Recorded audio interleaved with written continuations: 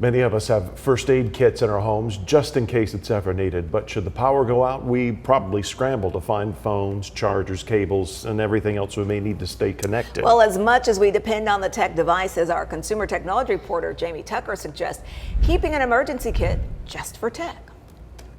I recommend building a tech emergency kit in an old suitcase or box, but what do you put in it? Start with portable chargers. These can hold power for weeks and recharge a few phones before they need charging again. Don't depend on hunting for cables beforehand. Put some spares in here for all of your devices, USB-C, USB, and Lightning cables. E-Time partners with the American Red Cross on emergency tech devices like these weather radios that need no electricity. They use solar and crank power that'll also charge a phone, shine an LED light, and pick up shortwave radio. But this one has been in a storage closet for I don't know how long. The battery was dead, but after about 10 seconds of cranking it, I have weather radio and a flashlight. Add a couple of flashlights to your emergency tech kit. Some like these are rechargeable, need no batteries.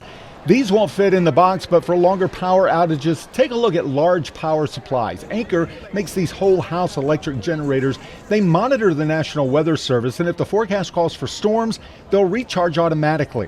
Portable power stations from EcoFlow, Anchor, and Goal Zero can keep computers, refrigerators, and other small electronics working. Some models will power a refrigerator for 13 or more hours.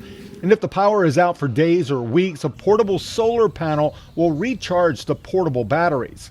Once you've built your kit, it's important to maintain it, make sure everything inside it is charged. Maybe you'll never need it, but if you do, you'll be prepared. That's What the Tech. I'm Jamie Tucker.